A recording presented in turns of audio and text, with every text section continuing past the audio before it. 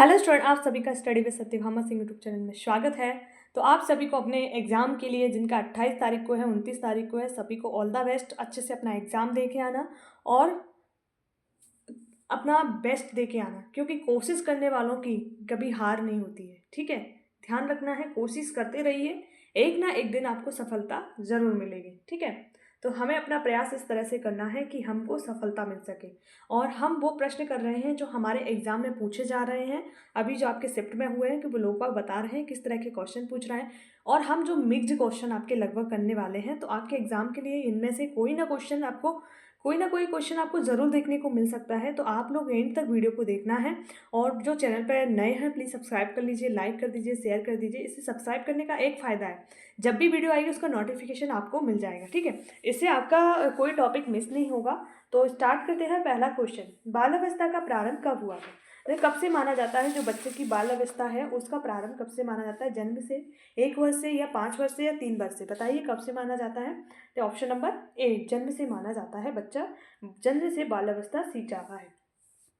Next क्या है, बाल अवस्था में बच्चों का मुख्य शारीरिक विकास क्या होता है? तो बच्चों का जो मुख्य शारीरिक विकास क्या होता है, आपके सामने 4 ऑप्शन दिख रहे हैं, आप लोग आंसर कीजिए कि क्या होता है। ठीक है, जल्दी जल्दी बताइए कि बालकों का जो विकास है, शारीरिक विकास क्या होता है। शारीरिक आकार में वृद्धि, मानसिक विकास, भाषा विकास, सामाजिक विकास। तो इसका ऑप्शन नंबर ए, शारीरिक वृद्धि। नेक्स्ट है, बाल्यावस्था में किसी बच्चे को मानसिक विकास का क्या प्रभावित करता है? तो मानसिक विकास को क्या प्रभावित करती है? उसके आहार, वातावरण, उसकी शारीरिक सक्रियता।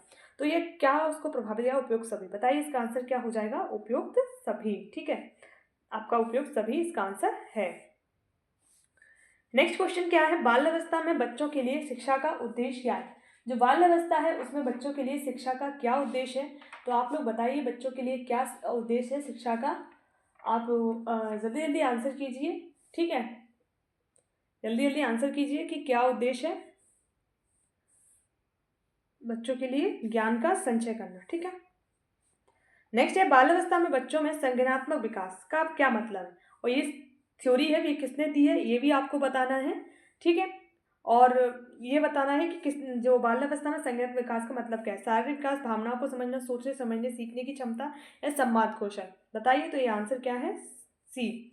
और ये बताइए किसका, ये पियाजे ने दिया था। संज्ञानात्मक विकास क्या दिया था? पियाजे ने दिया था। ध्यान रखना है, पूछा जा सकता है। पियाजे काफ़ी ज़्यादा इंपॉर्टेंट है बाल्यावस्था से।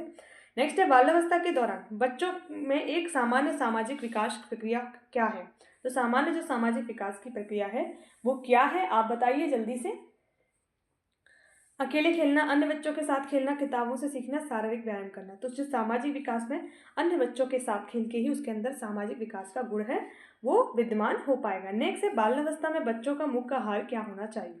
तो केवल फल, केवल चावल दावल, संतुलित आहार, मांसाहारी भोजन।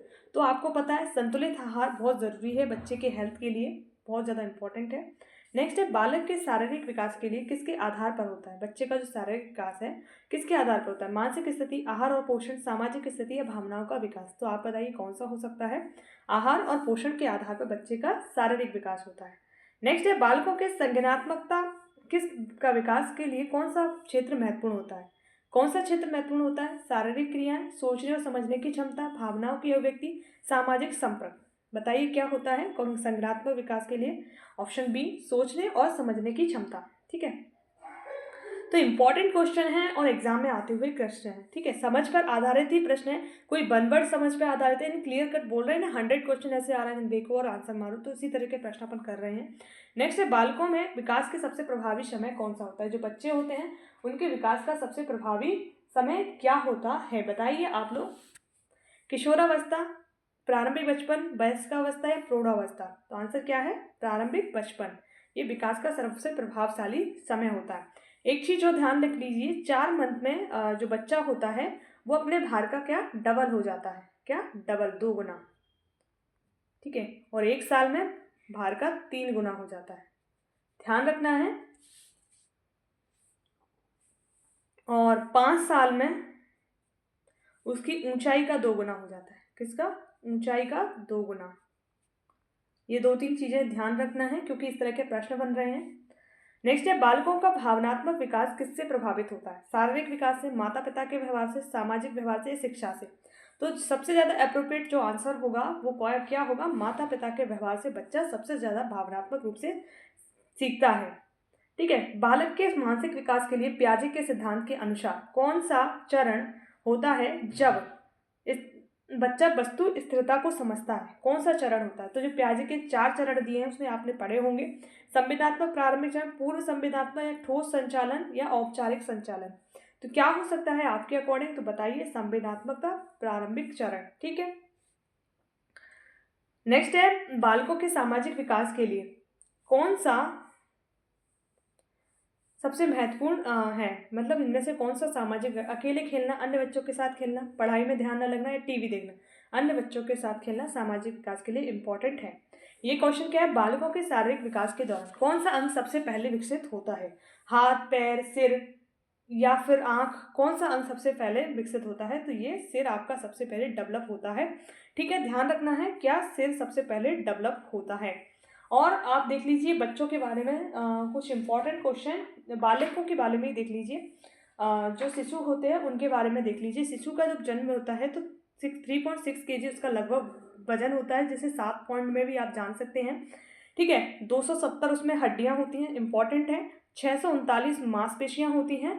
ठीक है, और जन्म का जो प्रथम भार है 6 माह में 2 गुना हो जाता है। ऊपर मैंने आपको 4 माह बता दिया था, तो थोड़ा उसे सही कर लीजिए। 6 माह में क्या हो जाता है, दुगना, और 1 साल में 3 गुना हो जाता है। ठीक है, शैशवावस्था के जो अंत तक, यानी 3 साल के बाद आपकी शैशवावस्था खत्म हो जाती है, 6 साल के समथिंग, तो उसके अंत तक आपका वजन कितना हो जाए है, 18 किलो। यानी जब आपके 6 साल के होते हो तो आप में 18 किलो तक वजन हो जाता है। और बच्चे होते हैं उनमें अस्थायी दांत कितने आते हैं, 20 अस्थायी दांत आते हैं। और इन लोग बच्चों की जो आपकी हार्ट बीट होती है, धड़कन, नॉर्मल पर्सन की तो 72 होती है, मतलब जो नॉर्मल पर्सन है उसकी 72, पर बच्चे की 140 से लेके 120 प्रति मिनट धड़कन होती है। ठीक है, ध्यान रखना है। और जो प्रति मिनट आपकी धड़कन बच्चे की आपने देख लिया। कुछ आप बाल्यावस्था से संबंधित प्रश्न भी देखिए, जिस बालक के बारे में जो अपने 6 साल तक के बच्चों के लिए देखा। और ठीक है, फिर बाल्यावस्था आती है बच्चे की, बाल्यावस्था। ठीक है, इसमें जो बच्चे का हृदय की धड़कन रहती है 100 पर मिनट हो जाती है। ठीक है, और उसकी हड्डियाँ 350 के समथिंग होती हैं। और कुल शरीर के भार का 27 से 30% भाग है वो आपका कवर करती हैं मांसपेशियाँ। ठीक है, फिर किशोरावस्था में क्या होता है कि हृदय की धड़कन 72, मतलब नॉर्मल पर्सन की तरह हो जाती है। और उसका हड्डियाँ 206 हो जाती हैं।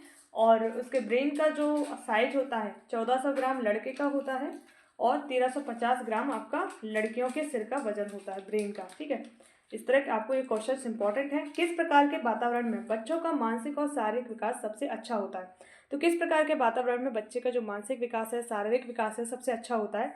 तनावपूर्ण वातावरण में, या स्थिर और सकारात्मक वातावरण में, या अस्थिर वातावरण में, या शांतिपूर्ण वातावरण में? तो किसमें होता है बताइए सबसे अच्छा? जो दिमाग का डेवलपमेंट है, बच्चे का मानसिक विकास है, वो किसमें होता है? तो ये है स्थिर और सकारात्मक वातावरण में। ठीक है, आपको अच्छी लग रही हो वीडियो, कुछ एडिशनल इन्फॉर्मेशन भी अपन पढ़ रहे हैं। गर्भावस्था के दौरान महिला को कौन सा पोषक तत्व सबसे अधिक आवश्यक होता है? जो गर्भावस्था होती है उसमें सबसे अधिक पोषक तत्व होता है वो आपका कौन सा होता है बताइए?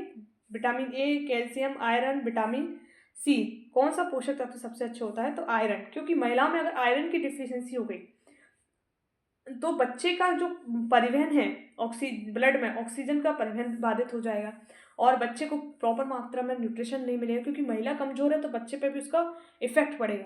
तो और देखिए, महिला में जो गर्भावस्था होता है वो 3 पीरियड में बढ़ता होता है। मतलब पहला प्रथम जो ट्रांसमिस्टर जिसे कहा जाता है, ध्यान रखना है।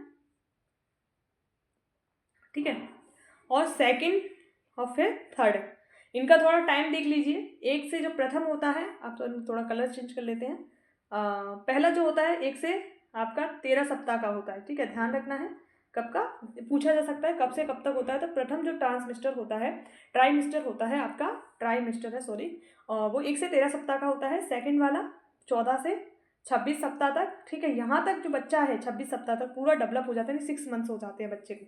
ठीक है, फिर उसके जो ऑर्गन है और डेवलप होते हैं, परंतु बच्चे में सारे अंग बन जाते हैं 6 महीने तक। तो ध्यान रखना है 27 से लेकर आपके 40 सप्ताह तक जो होता है, मतलब जन्म तक, क्योंकि जन्म बोला जाता है 40 हफ्ते में हो जाता है बच्चे का, तो इसको थर्ड जो ट्राइमेस्टर कहा जाता है। एक चीज़ और देखिए जो इंपॉर्टेंट है आपके लिए कि जो 16 सेल्स होती हैं उसको क्या बोला जाता है, मोरूला अवस्था बोला जाता है। ये पूछा जा सकता है। 16 सेल्स जब बच्चे की होती हैं सेल डिवीजन में, यानी समसूत्री विभाजन के बाद जब हमारे बच्चे का समसूत्री विभाजन के जो अंडा है उसका मतलब डेवलपमेंट होने लगता है और विभाजन होने लगता है, तो उसमें जो 16 सेल बनती हैं, ठीक है, उसको मोरूला अवस्था कहा जाता है। ध्यान रखना है जब 32 सेल्स आप में 32 सेल्स बन जाएंगे तो उसे बोलते हैं ब्लास्टोसिस्ट।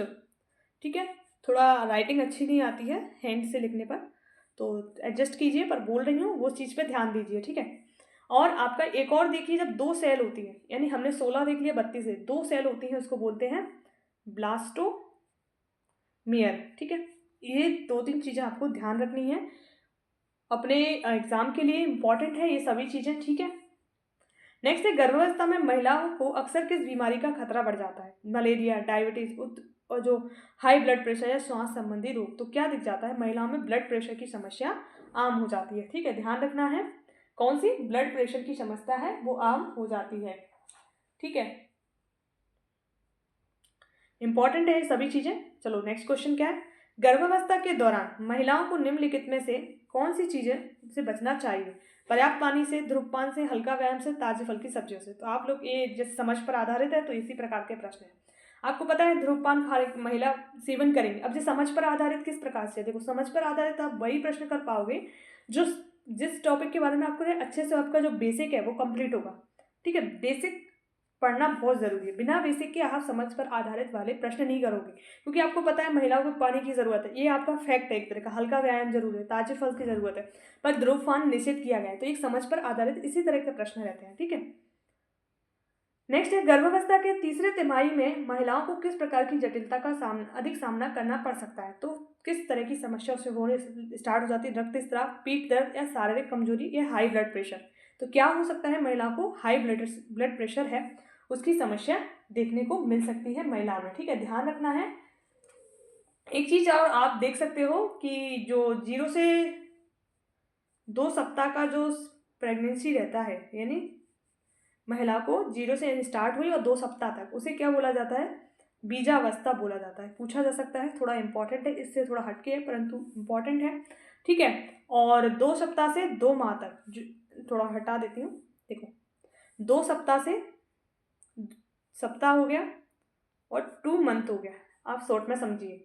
और ये आपका जो होता है इस समय भ्रूणावस्था कहा जाता है। क्या? भ्रूणावस्था कहा जाता है। ठीक है, ध्यान रखना है। इसको पिंडावस्था भी कहते हैं। और इस समय बच्चे में जो यकृत है आपका, मतलब लीवर, अमाशय, थायराइड और लार ग्रंथियां हैं, उनका डेवलपमेंट हो जाता है। एक और अवस्था होती है इसमें गर्भस्थ शिशु की अवस्था 2 से 9 माह में। ठीक है, 2 से 9 माह में आपका गर्भ ठहर जाता है, गर्भस्थ शिशु के रूप में बन जाता है। ठीक है, ये आपका 270 दिन या 280 दिन में आपके बच्चे की डिलीवरी हो जाती है, या 40 हफ्ते में। ठीक है, ध्यान रखना है। ये सारे क्वेश्चंस आपके लिए इंपॉर्टेंट है एग्जाम के लिए।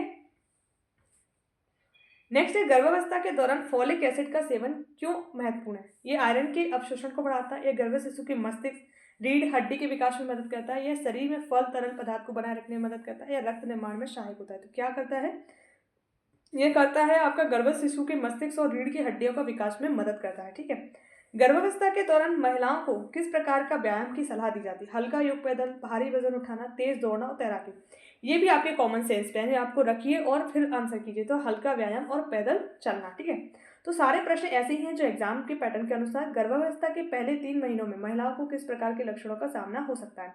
तो फर्स्ट 3 मंथ में महिला को कौन कौन सी चीजें इसमें से दिखेंगी? मितली, उल्टी, पेट में ऐंठन, वजन में वृद्धि, नींद की समस्या। तो सबसे ज़्यादा उनको उल्टियाँ, क्योंकि वो एडजस्ट ही नहीं कर पा रही उस बेबी को अपने बॉडी में, तो उन लोगों को इस तरह की परेशानियां होने लगती हैं, मितली और उल्टी। ठीक है, नेक्स्ट क्वेश्चन क्या है, गर्भावस्था के दौरान महिलाओं को कितने समय तक गर्भवती की नियमित चेकअप करवाना चाहिए? तो नियमित चेकअप की बात करते हैं, प्रत्येक महीने नियमित चेकअप, या फिर कम से कम 4 टेस्ट महिलाओं को चेकअप अपने करवाना कंपलसरी है। पूछा जाए ना कम से कम कितना टेस्ट, तो 4 टेस्ट आपका कंपलसरी है, और नियमित टेस्ट में आप हर महीने टेस्ट करा सकते हैं। ठीक है, नेक्स्ट है गर्भावस्था के शारीरिक कमजोरी और थकान महसूस होना सामान्य है। इसमें बच्चे के लिए महिलाओं को किस प्रकार की आदतें अपनाना चाहिए? तो शारीरिक कमजोरी होना आम है, तो अधिक सोना और आराम करना चाहिए, या अधिक वर्कआउट करना चाहिए, या उचित आहार लेना चाहिए, हाइड्रेशन लेना चाहिए, या चाय और कैफीन का सेवन करना चाहिए? तो क्या करना चाहिए महिला को बताइए? ये है उचित आहार और हाइड्रेशन, यानी पानी पीना चाहिए। ठीक है, डिहाइड्रेशन हो जाएगा तो आप में पानी की कमी हो जाएगी। नेक्स्ट है गर्भावस्था के दौरान महिला को गेस्टेशनल डायबिटीज होने का क्या कारण, मतलब क्या करना चाहिए जब गेस्टेशन डायबिटीज हो जाती है? अधिक मीठा खाना चाहिए, चिकित्सक की सलाह से आहार और जीवन शैली में परिवर्तन करना चाहिए, वजन बढ़ाना चाहिए, अत्यधिक व्यायाम करना चाहिए। तो चिकित्सक की सलाह से आहार और जीवन शैली में आप क्या करो, परिवर्तन करो, तो आप इससे बच सकते हो। कुछ पाचन तंत्र हैं जो आपके पाचन तंत्र से संबंधित प्रश्न हैं जो आपके एग्जाम के लिए इंपॉर्टेंट है बहुत ज़्यादा, तो इन्हें भी ध्यान रखना है अपने एग्जाम के पर्सपेक्टिव से। तो आप लोग अच्छे से पढ़िए, मस्त रहिए। ठीक है, पाचन तंत्र का मुख्य रूप से किस अंग का कार्य भोजन को पचाना है? जो पाचन तंत्र मुख्य रूप से किस अंग का कार्य भोजन को पचाना होता है? तो बताइए कौन सा है? आंत, अमाशय, अग्नाशय, यकृत। तो अमाशय का कार्य क्या होता है? भोजन का पचाना होता है। और एक और क्वेश्चन पूछा जाता है कि पाचन की क्रिया कहाँ प्रारंभ हो जाती है सबसे पहले? तो ये आपका मुख में प्रारंभ हो जाती है। कहाँ पर? आपके मुख से प्रारंभ हो जाती है। अमाशय में किस तरह का रस स्राव होता है जो पाचन में मदद करता है? गैस्ट्रिक रस, लीवर रस, बिलिवरी रस, या एंजाइम रस? ये होता है गैस्ट्रिक रस। और एक होता है एसियल हाइड्रोक्लोरिक रस, तो होता है जो अम्लीय होता है, ये भी आपके पाचन में सहायक होता है। ठीक है, ध्यान रखना है। नेक्स्ट है अग्नाशय का मुख्य कार्य क्या है? अग्नाशय का एक और देखना, अग्नाशय होता है वो आपका मिश्रित ग्रंथि भी है। कौन सी? मिश्रित ग्रंथि। ठीक है, ध्यान रखना है। और पित्त का स्त्रावन करना, पाचन एंजाइम का निर्माण और स्राव करना, रक्त शर्करा का नियंत्रित करना, या उपयुक्त सभी? तो इसका आंसर क्या हो जाएगा? उपयुक्त सभी हो जाएगा। ध्यान रखना है, उपयुक्त सभी इसका आंसर हो जाएगा। नेक्स्ट है कौन सा पाचक अग्नाशय द्वारा स्रावित होता है वो और कार्बोहाइड्रेट के पाचन में मदद करता है? अम्ल प्रवर्धक, ट्रिप्सिन, एमाइलेज, या लिपेज? क्या होता है? तो ये आपका क्या होगा? एमाइलेज। ठीक है, ऑप्शन नंबर सी एमिलेज है। ध्यान रखना है। अमाशय में कितनी मुख्य पाचन ग्रंथियां होती हैं? 1, 2, 3, 4। कितनी होती हैं अमाशय में पाचन ग्रंथियां? तो बताइए कौन सी होती हैं? तो 3। ठीक है, ऑप्शन 3। अग्नाशय द्वारा स्रावित कौन सा पेट में पाचन के लिए आवश्यक है? अग्नाशय द्वारा स्रावित जो पेट में पाचन के लिए आवश्यक है, गालिक रस, लीवर रस, या फिर पित्तरस, या पेनक्रियाटिक रस? तो अग्नाशय क्या करेगा? पेनक्रियाटिक रस का स्रावण अपने शरीर से मतलब अपने ऑर्गन से करेगा। ठीक है, पाचन तंत्र में बिलियरी रस किस अंग द्वारा स्रावित होता है? अग्नाशय, यकृत, आंत, या अमाशय द्वारा? तो ये आपके लीवर के द्वारा बिलियरी जो रस है, यह वाइल्ड जूस जिसे बोल सकते हैं। ठीक है, गैस्ट्रिक जूस में कौन सा प्रमुख तत्व होता है जो प्रोटीन पाचन में सहायक होता है? हाइड्रोक्लोरिक एसिड, एंजाइम्स, बाइकार्बोनेट, या लीवर स्राव? तो ये हाइड्रोक्लोरिक एसिड होता है। तो ध्यान रखिए। एक चीज़ और देख लिया कि प्रसव की अपन इसमें थोड़ा हटके क्वेश्चन है, थोड़ा दिमाग में आ जाए तो मैं आपको बता रही हूँ। प्रसव के चरण पूछ रहा है, तो चरण प्रसव के क्या होते हैं? तो आप देखिए प्रसव के 4 चरण होते हैं। पहला चरण क्या कहता है? सुप्त अवस्था। ठीक है, सुप्त चरण वाला अब होता है। ठीक है, पहला चरण क्या है? सुप्त चरण। ये अवस्था आपकी होती है। ठीक है, और 26वें सप्ताह में गर्भकाल में होती है, और गर्भाशय ग्रीवा है आपका 3 सेंटीमीटर है, वो आपका चौड़ जाता है। ठीक है, नेक्स्ट क्या है आपका? स्थापित चरण, यानी 4 अवस्थाएं होती हैं। दूसरा क्या है? स्थापित चरण। ठीक है, प्रथम बार अगर आपको प्रेगनेंसी होती है तो 8 घंटे का डिलीवरी पेन आपको हो सकता है। ठीक है, दूसरी बार है तो 4 घंटे का डिलीवरी पेन हो सकता है। और आपका जो ग्रीवा है वो आपका लगभग 4 सेंटीमीटर तक, मतलब 4 सेंटीमीटर तक चौड़ा हो सकता है। हर 2 मिनट में संकुचन हो सकता है आपके जो गर्भाशय है उसमें, ताकि बच्चा बाहर का आ सके। थर्ड अवस्था आपकी है भ्रूण का निष्कासन। इस अवस्था में आपका बच्चा है बाहर आने की कोशिश करता है, बच्चे का जन्म होता है और बच्चे आपको सिर, मतलब सबसे पहले बच्चे का क्या दिखेगा? सिर दिखेगा। ठीक है, और महिला को जिस पोजीशन में बिठाया जाता है उसको उकड़ू अवस्था कहा जाता है। उकड़ू अवस्था। ठीक है, ध्यान रखना है, पूछा जा सकता है। फिर नेक्स्ट 4th अवस्था आपकी क्या होती है? शिशु का जन्म। ठीक है, क्या होती है? शिशु का जन्म। और इस समय आपका शिशु है वो आपका बॉडी से बाहर आ जाता है और उसमें एक गर्भनाल होती है, उसको काट दिया जाता है, 2 से 3 सेंटीमीटर उसे छोड़ दिया जाता है। ठीक है, इतना आपको ध्यान रखना है। और बस बाकी क्वेश्चंस अपन करते हैं जो अपने रह गए हैं। तो ये वाला क्वेश्चन अपना भी करना है। ठीक है, पाचन तंत्र में किस अंग के में पोषक तत्वों को अवशोषण प्रमुख रूप से होता है? आमाशय का, पेट का, छोटी आंत का या फिर बड़ी आंत में? तो छोटी आंत में। आंसर क्या है? छोटी आंत में पोषक तत्वों का। और बड़ी आंत में किसका पोषण होता है ये ध्यान रखना है। बड़ी आंत में जो पोषण होता है वो आपका होता है जल और खनिज का। ठीक है, ध्यान रखना है, ये पूछा जाता है बड़ी और छोटी आंत में। ठीक है, अधिकांश जो पाचन होता है वो आपका छोटी आंत में। पाचन तंत्र में सक्रिय परिवहन का मुख्य कार्य एक्टिव ट्रांसपोर्ट का क्या कारण है? पोषक तत्वों का अवशोषण, पाचन तंत्र का स्राव, अपशिष्ट पदार्थों का निष्कासन या भोजन के टूटने के लिए तैयार रखना। यह है पोषक तत्वों का अवशोषण कहलाता है एक्टिव ट्रांसपोर्ट। ठीक है, कुछ बाल संरक्षण के बारे में देख लीजिए, अधिनियम से संबंधित है। बाल संरक्षण अधिनियम 2005 के अंतर्गत बालक की परिभाषा क्या है? तो बालक की 18 वर्ष से कम का व्यक्ति, 21 वर्ष से कम का व्यक्ति, 14 वर्ष से कम का व्यक्ति या 16 वर्ष से कम का व्यक्ति। तो 18 वर्ष से कम का व्यक्ति। और बाल संरक्षण जो अधिनियम है वो 2005 का 2006 में लागू हुआ और 2007 में ये बाल संरक्षण आयोग बना।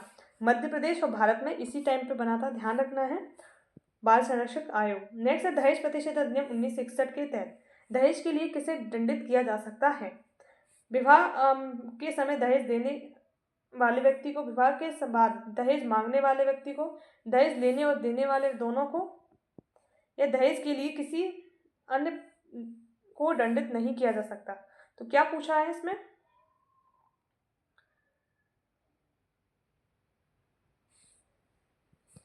दहेज के लिए दंडित किया जा सकता है। विवाह के समय दहेज देने वाले व्यक्ति को, विवाह के बाद दहेज देने वाले व्यक्ति को, दहेज लेने वाले और देने वाले। वैसे इन तीनों को ही होगा, ये तीनों ही सही है, वहां पर आंसर दिए गए।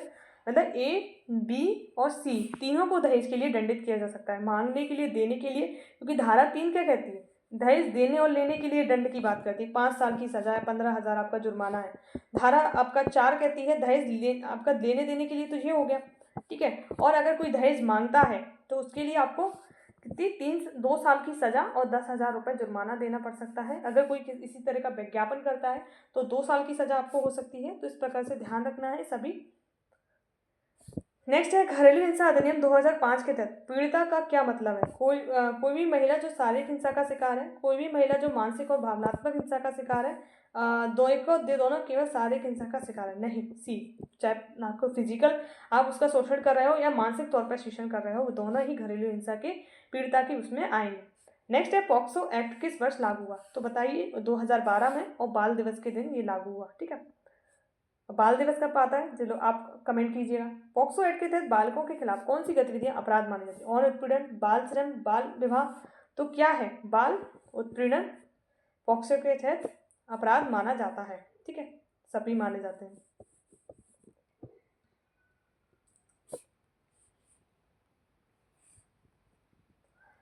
खाद्य सुरक्षा और खाद्य मानक अधिनियम कब लागू हुआ? तो ये एक्ट आपका 2013 का है। ठीक है, ध्यान रखना है, खाद्य सुरक्षा मानक अधिनियम। ये आपका अधिनियम 2006 का है, ध्यान रखना है, थोड़ा मिस्टेक हो गई है, वो खाद्य सुरक्षा अधिनियम था। ठीक है, खाद्य सुरक्षा अधिनियम ये 2013 का है और ये आपका खाद्य सुरक्षा है। ये आपका आंसर थोड़ा गलत है। ठीक है, 2006 का है, ध्यान रखना है। दहेज प्रतिशत अधिनियम के कितने वर्ष तक की सजा का प्रावधान है? तो बताइए दहेज प्रतिशत अधिनियम में कितने वर्ष तक की सजा का प्रावधान है? तो 3 वर्ष तक की सजा का प्रावधान इसमें दिया गया है। ठीक है, पॉक्सो एक्ट के तहत बालक की परिभाषा क्या है? तो बालक की 16 वर्ष से कम उम्र का बच्चा, 18 वर्ष से कम उम्र का बच्चा, या 21 वर्ष से कम वर्ष का बच्चा, या 14 वर्ष से कम उम्र का बच्चा। क्या है? तो 18 वर्ष से कम उम्र का बच्चा इसके अंतर्गत आता है। ठीक, नेक्स्ट क्या है? घरेलू हिंसा अधिनियम के अंतर्गत पीड़िता माना जाता है महिला मित्र, बहन, सभी को क्या माना जाता है? पीड़िता माना जाता है। और घरेलू हिंसा अधिनियम आपका काफी ज्यादा इंपॉर्टेंट है। ठीक है, पॉक्सो एक्ट के तहत यौन उत्पीड़न की सजा क्या हो सकती है? तो पॉक्सो एक्ट के तहत यौन उत्पीड़न की सजा क्या हो सकती है, आप बताइए। 1 से 3 साल, 3 से 5 साल, 5 से 7 साल, 7 से 10 साल। तो ये 5 से 7 साल की सज़ा है। वैसे अगर किसी का मतलब यहाँ पे और उत्पीड़न हो रहा है, उसको उत्पीड़ित किया जा रहा है, जब कोई किसी 12 साल से कम एज की लड़की के साथ रेप करता है तो उसमें न्यूट्रल रखा है, यानी लड़की लड़का या ट्रांसजेंडर तीनों को ही रखा है, न्यूट्रल है यहाँ पर। लिंग आपका क्या है, न्यूट्रल है। अब कोई ऐसी घटना करता है तो उसको आजीवन कारावास या मृत्यु दंड दिया जा सकता है, ध्यान रखना है। अगर कोई इसकी मृत्यु कारित कर देता है तो उस व्यक्ति को भी क्या होगी, मृत्यु दंड दिया जाएगा। ठीक है, तो इसमें बता दिया आपको आंसर। ठीक है, नेक्स्ट क्या है, दहेज प्रतिशत अधिनियम 1961 के तहत अपराधियों को जुर्माने के साथ कितने साल तक की सजा हो सकती है? 1 साल, 2 साल, 5 साल, 7 साल। तो ये 5 साल की सजा हो सकती है, ध्यान रखना है। नेक्स्ट क्या है, खाद्य सुरक्षा मानक अधिनियम के तहत किस संगठन को खाद्य सुरक्षा सुनिश्चित करने की जिम्मेदारी दी जाती है? भारतीय खाद्य सुरक्षा नियामक को, भारतीय खाद्य सुरक्षा विभाग को, खाद्य सुरक्षा मानक प्राधिकरण को। तो यही इसका आंसर है, खाद्य सुरक्षा मानक प्राधिकरण। पॉक्सो एक्ट के तहत बालकों के यौन अपराधों की जांच किस समय सीमा में की जा सकती है? तो ये 6 माह के अंतर्गत आप ऐसा कीजिए। ठीक है,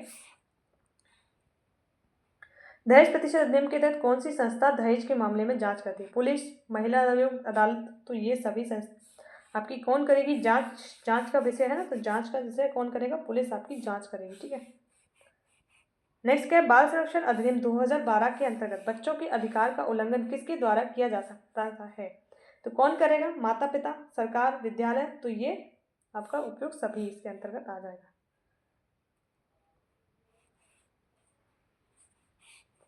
घरेलू हिंसा अधिनियम 2005 के तहत किसी महिला को संरक्षण देने का आदेश का अधिकार किसे है? पुलिस, अदालत, महिला आयोग। तो किसको है? अदालत का एक अधिकार दिया गया है। इस प्रकार हमने लगभग 150 अराउंड क्वेश्चन सॉल्व किए और कुछ फैक्ट भी देखे, तो ऐसे मान के हम 200 क्वेश्चन हमने सॉल्व कर लिए हैं। और सारे वो प्रश्न हैं जो आपके एग्जाम में हिट हो रहे हैं, आपके एग्जाम में आ रहे हैं, और इनसे बाहर आपको देखने को कई सारे क्वेश्चन मिल सकते हैं, परंतु जो जिन टॉपिक से जो आ रहा है वो इसी तरह के प्रश्न आ रहे हैं। और टॉपिक्स अपन करते रहेंगे कंटिन्यू जब तक आपका एग्जाम खत्म नहीं हो जाता है, जब तक हम एमसीक्यूज क्वेश्चन की सीरीज कंटिन्यू रखेंगे। फिर अपन आबकारी जो एग्जाम है, रेलवे एग्जाम है, उस पर फोकस हो जाएंगे। MPSI है, उस पर फोकस हो जाएंगे। तो अपना महिला सुपरवाइजर के बाद अपन दूसरे एग्जाम की तैयारी भी कंटिन्यू करेंगे। तो आप लोग ऐसे ही बने रहना साथ, और अपन लोग साथ में काफ़ी अच्छी तैयारी करने वाले हैं। अब MCQ साथ के साथ अपन सीरीज के साथ साथ क्या करेंगे कि अपन साथ में टॉपिक्स वाइज भी अपन पढ़ना स्टार्ट करेंगे, ताकि अपना जो जैसे कि सब्जेक्ट्स वाइज हिस्ट्री है, पॉलिटी है, ज्योग्राफी है, ठीक है, इन सभी सब्जेक्ट्स को भी अपन पढ़ना स्टार्ट करेंगे, मैथमेटिक्स है। ठीक है, तो आप सभी लोगों का धन्यवाद एंड तक बने रहने के लिए। जय हिंद, जय भारत। चैनल सब्सक्राइब नहीं किया है तो कर लीजिएगा।